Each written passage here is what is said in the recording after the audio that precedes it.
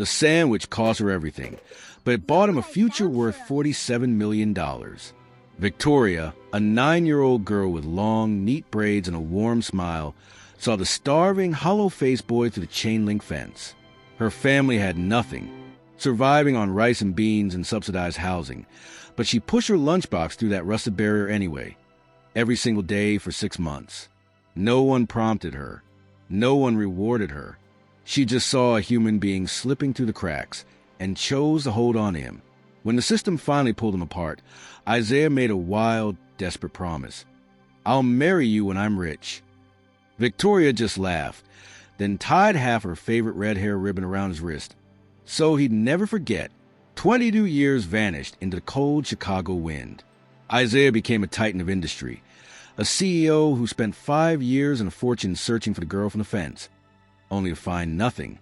Tonight, he would walk into a tense community meeting in South Chicago to defend a multi-million-dollar deal.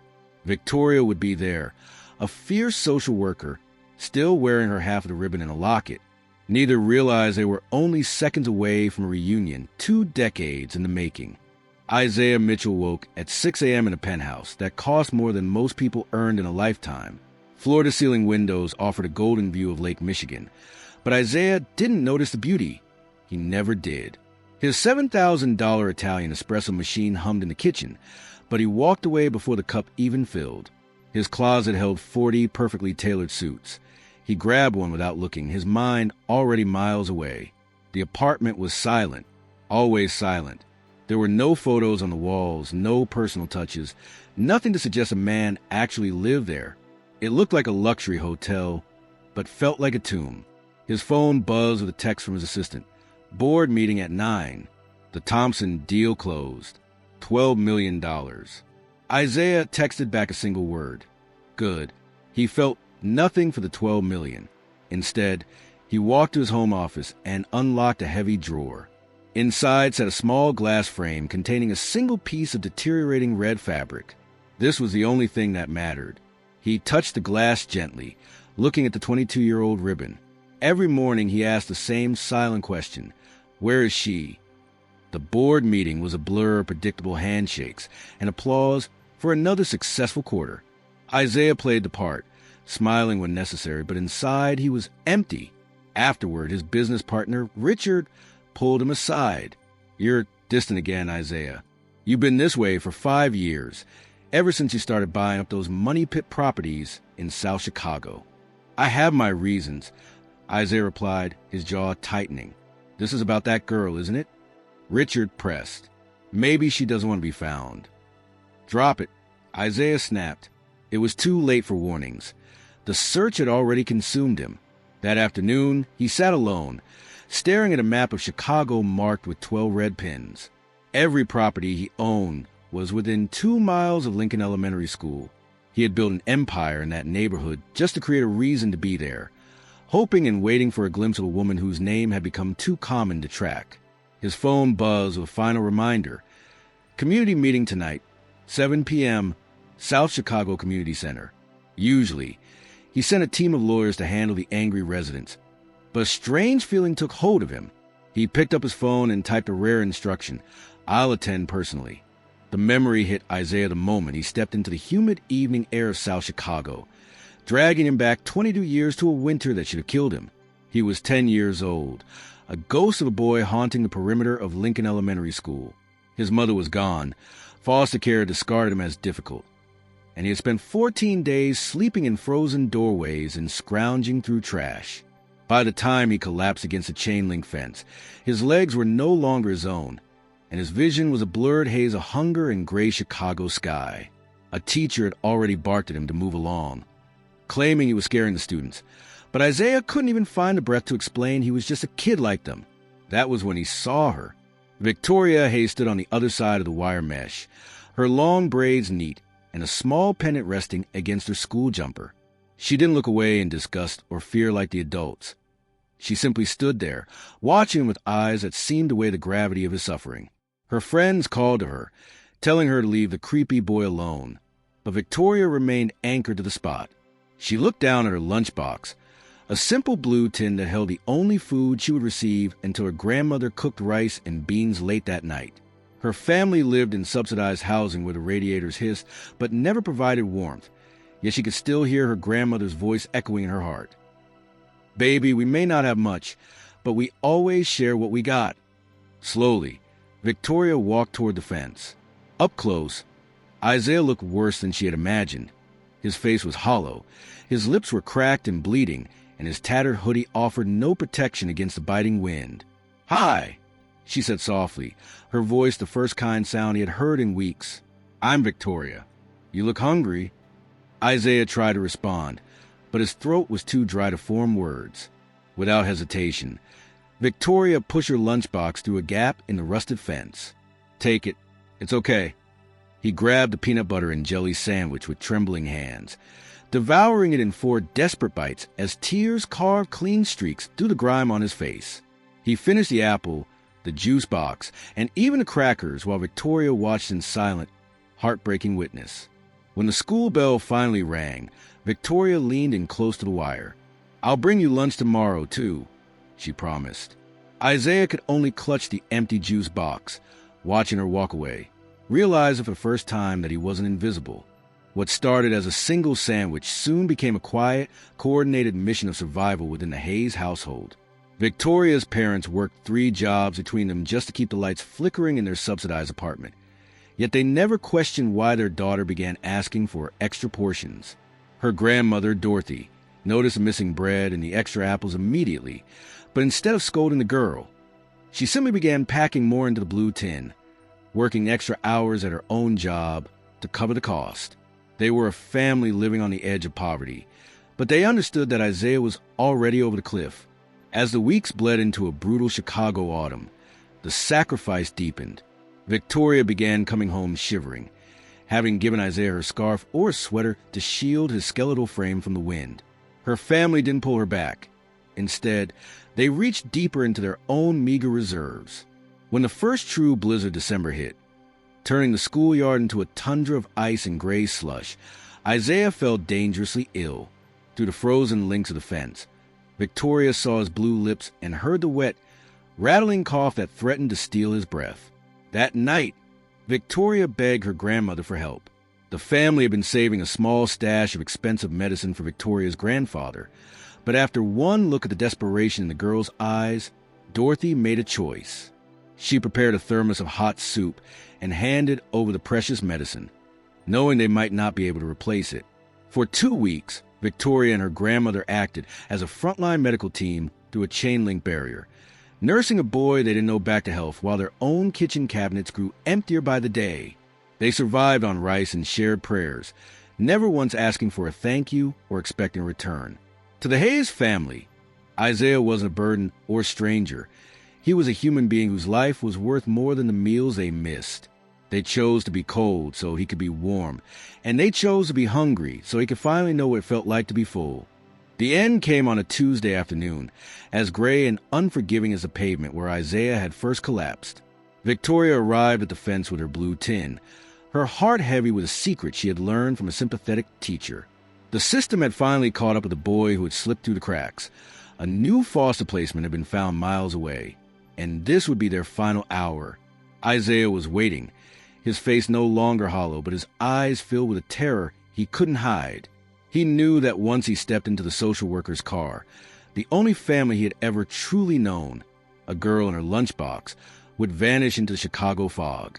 Victoria reached into her pocket and pulled out everything she could find. Extra sandwiches, cookies, and fruit she had scavenged, wanting him to have enough to last the journey. But it wasn't the food that mattered most that day. As the social worker's car pulled up to the curb, Victoria reached up and untied the favorite red ribbon from her hair. It was a simple piece of fabric, but to her, it was a piece of her identity. With trembling hands, she tore the ribbon in two. She reached through the rusted wire mesh and tied one half tightly around Isaiah's wrist, keeping the other half clutched against her own chest. "Remember me," she whispered, her voice cracking as the wind whipped her braids. "Remember that you matter." Isaiah looked at the red fabric against his skin, a bright splash of color against his tattered hoodie. The weight of her 6-month sacrifice pressed down on him, and in that moment of impending loss, he made the wild, desperate vow that would drive him for the next 2 decades.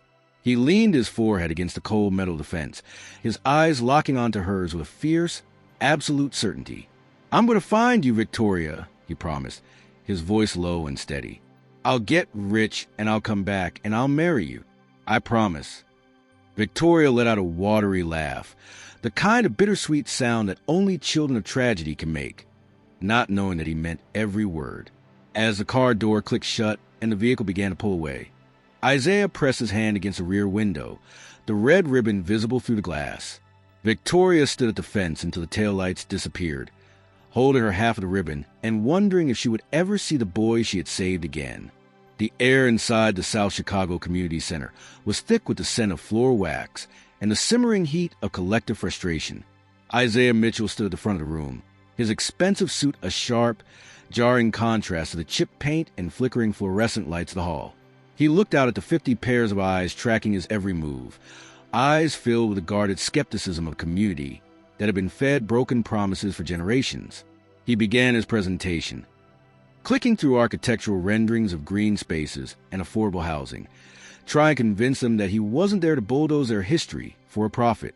The room remained cold until a woman in the middle row stood up.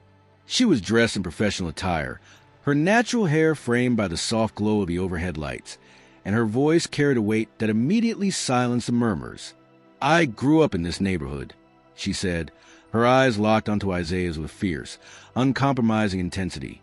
"I've seen developers come and go, promising us the world while they price us out of our own homes. So, tell me, Mr. Mitchell, why should we believe you're any different? Our most vulnerable, our foster kids and homeless youth, are the ones who pay the price when your buildings go up." Isaiah froze. The cadence of her voice struck a chord deep within him, a resonance that bypassed his corporate armor and reached for a memory he had guarded for 22 years. He felt the room tilt as he gripped the edge of the podium, his heart hammering against his ribs. He forced himself to maintain his composure, though his hands had begun to tremble. "You're right to be skeptical," he managed to say, his voice sounding distant even to his own ears. "May I ask your name?" "Victoria Hayes," she replied, her notepad clutched firmly in her hand. "I'm a social worker at this center." The name hit him like a physical blow. The multi-millionaire CEO stood paralyzed before the crowd, staring at the woman who was currently his fiercest opponent. She was no longer the little girl behind the fence, but the fire in her eyes was identical to the one that had kept him alive during that long-ago winter.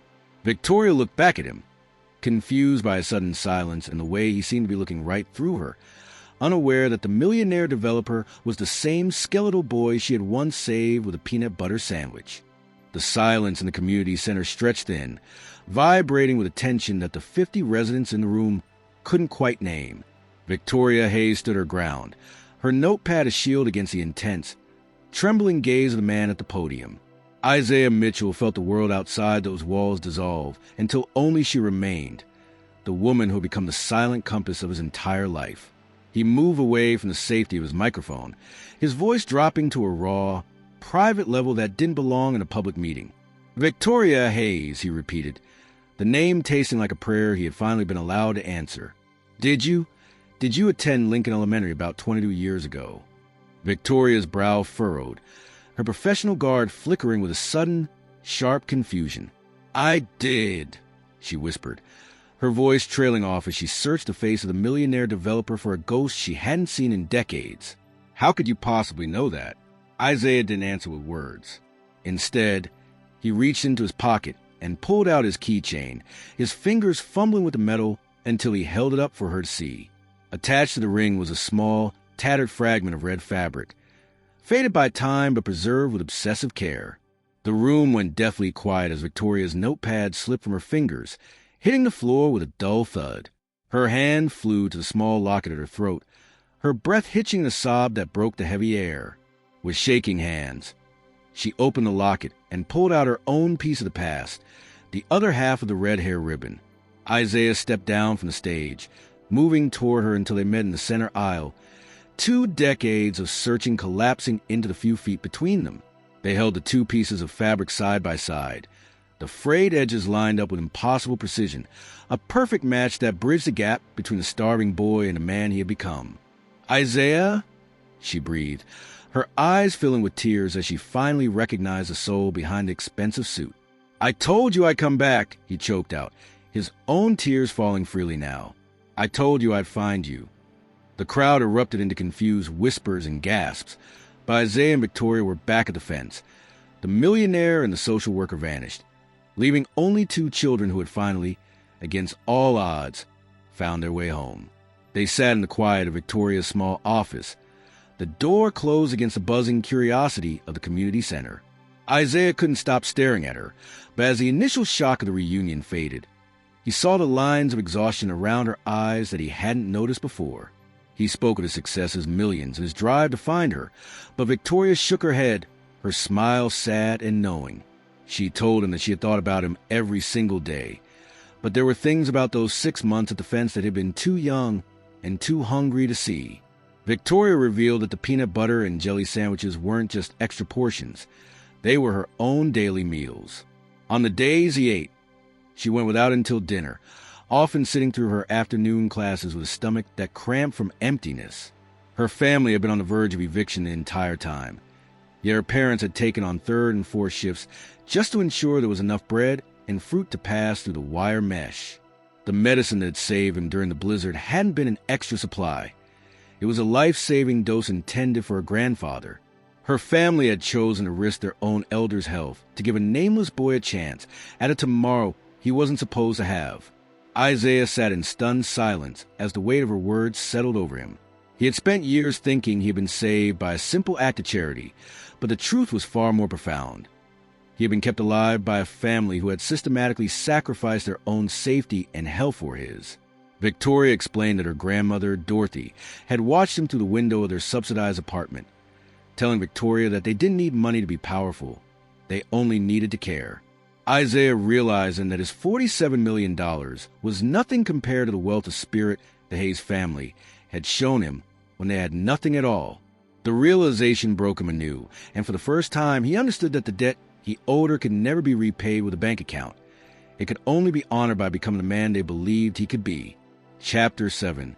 Isaiah watched Victoria as she spoke, realizing that his wealth had been a shield while her life had been a sword, fighting for those the world preferred to forget.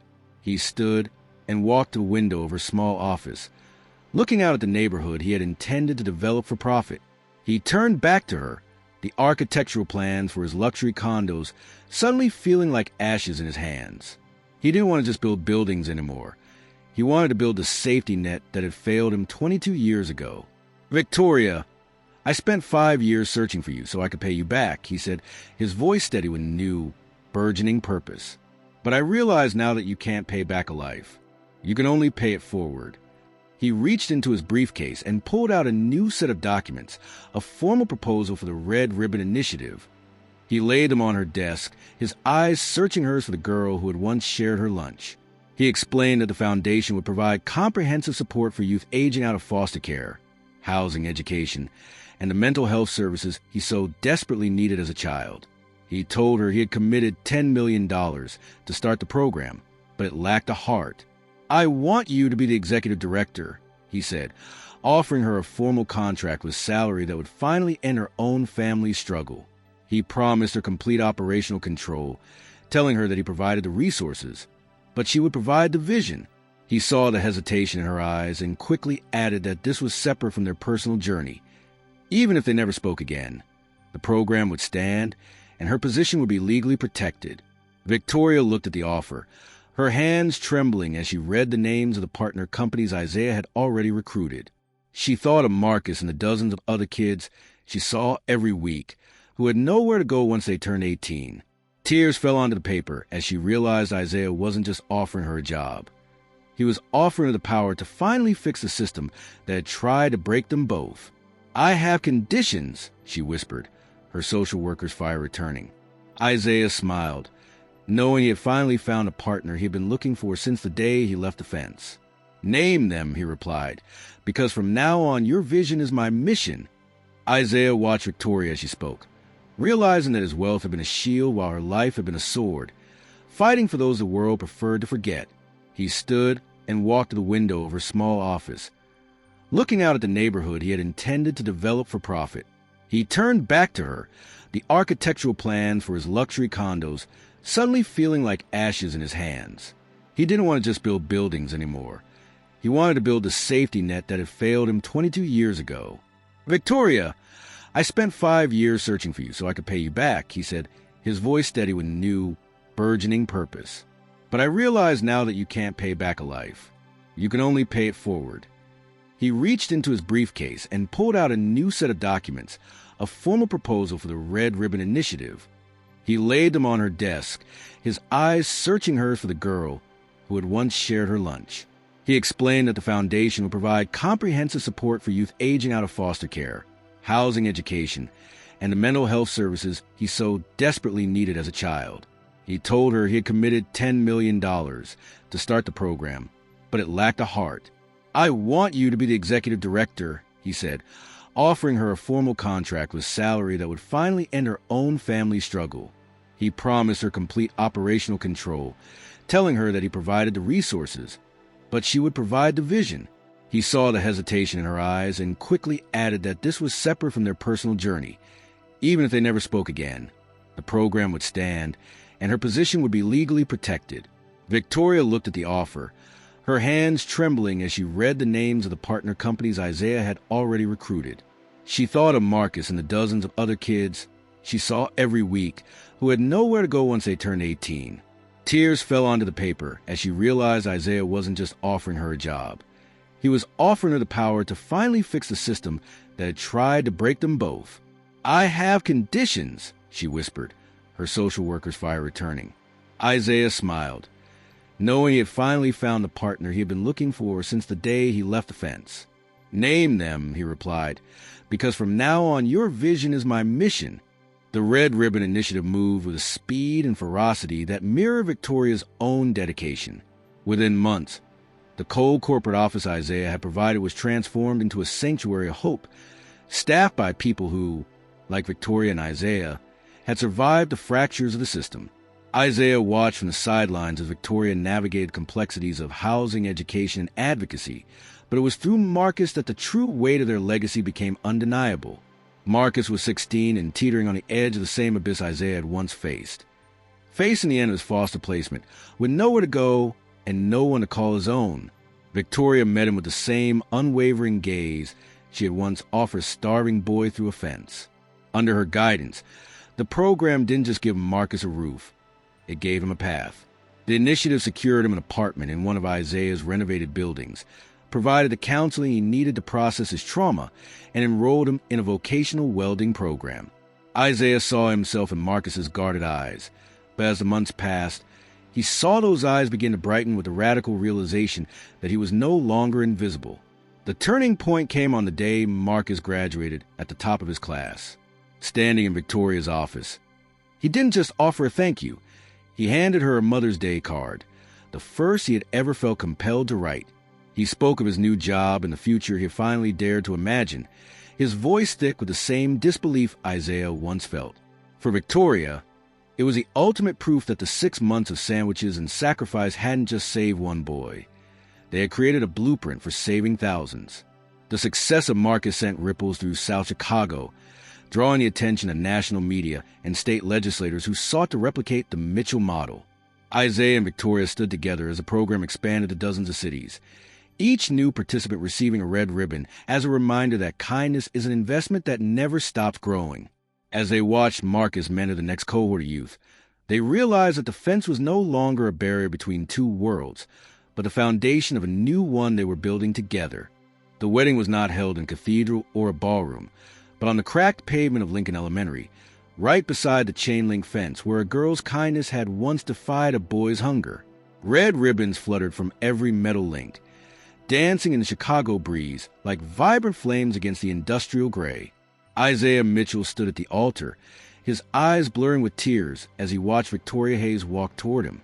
She was escorted by her grandmother, Dorothy, whose steady hand represented the generations of sacrifice that had made this moment possible.